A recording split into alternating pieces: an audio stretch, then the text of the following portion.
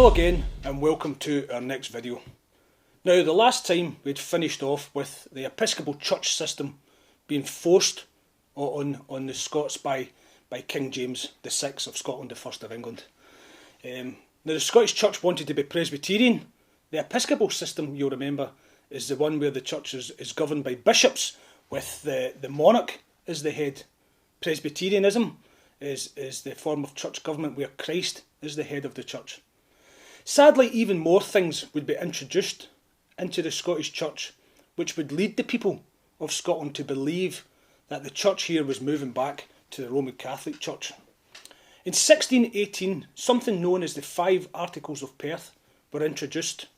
Now, these were 5 Roman Catholic and Episcopal worship practices that were forced on the Scottish Church.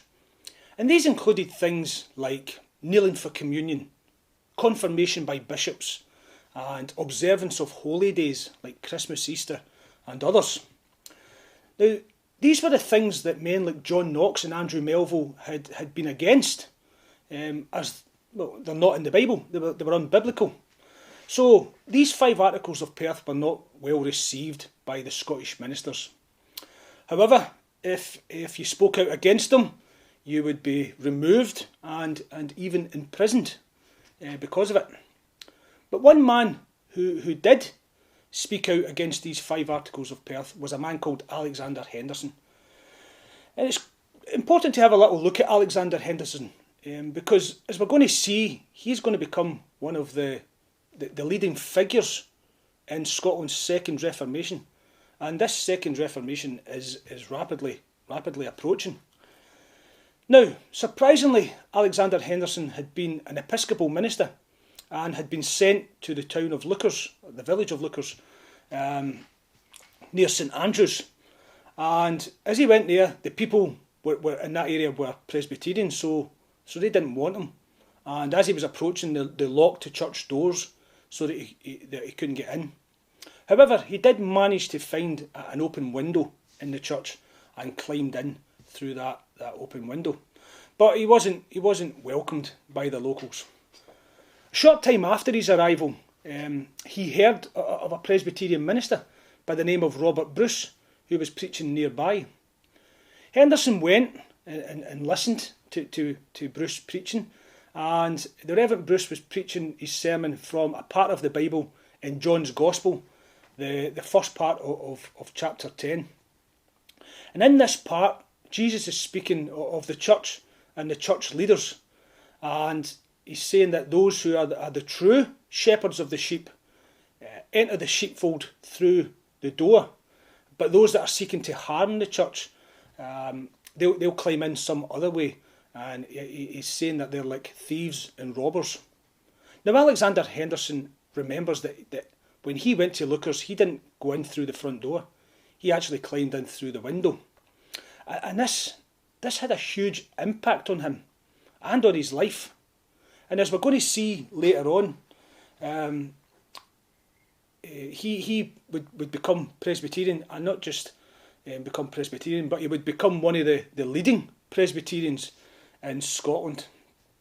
But we'll go back to just after the 5 Articles of Perth. So 1618, the 5 Articles of Perth.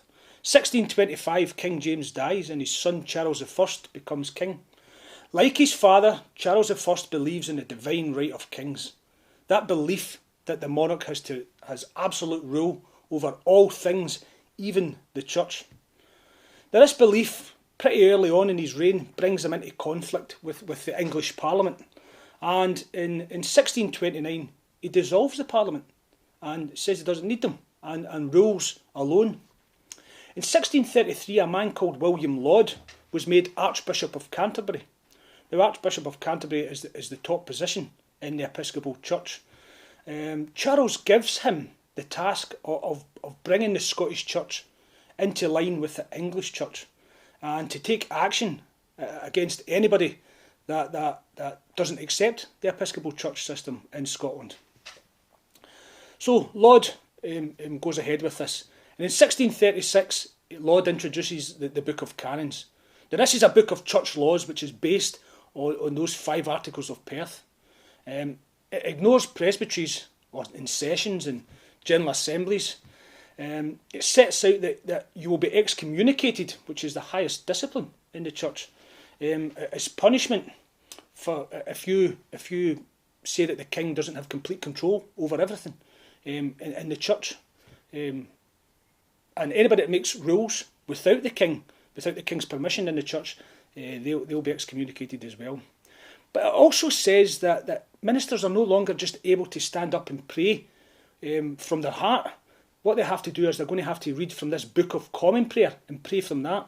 And that Book of Common Prayer is going to be introduced and published the next year.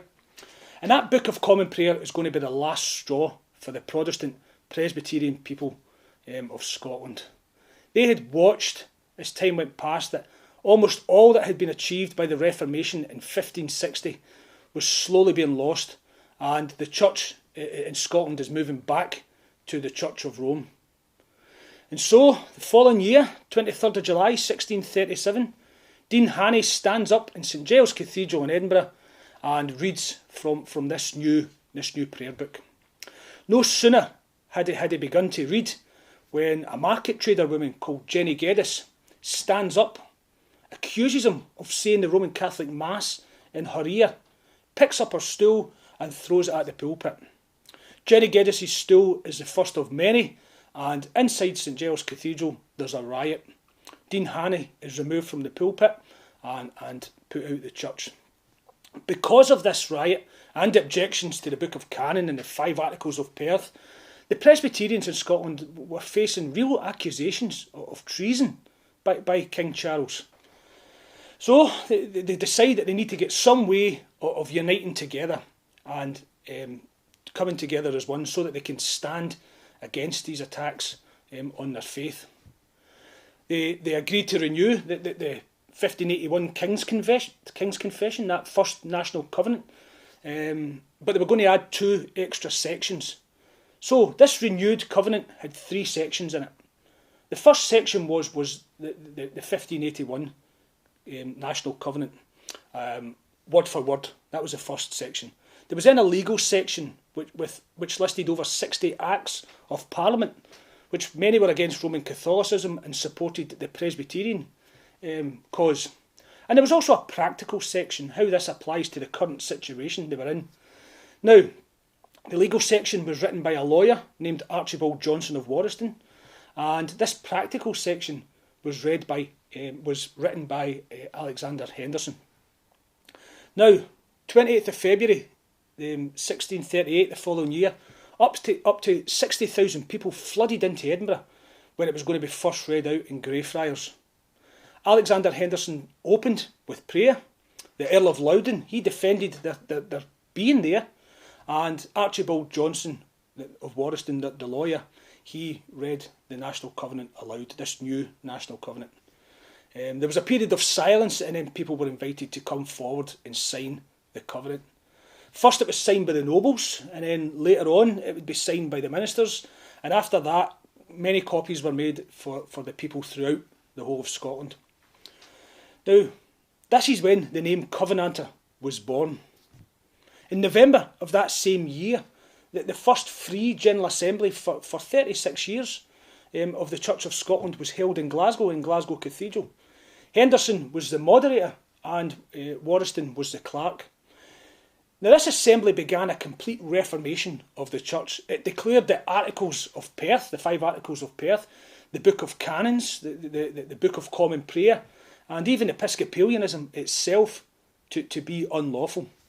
And despite intimidation and attempts by the King's Commissioner to dissolve it, the assembly continued in defiance of the King. However, the King, Charles I, was not going to accept this clear rejection of his authority easily, and he begins preparing for war with these Covenanters. And we're going to look at this, what happens next, in the next video.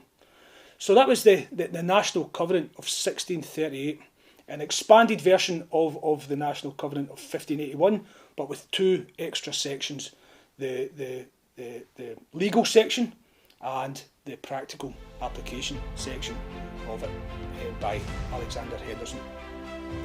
and that's where the name Covenanter comes from. So thanks for watching, and we'll bring the next video to you again shortly, so thank you once again.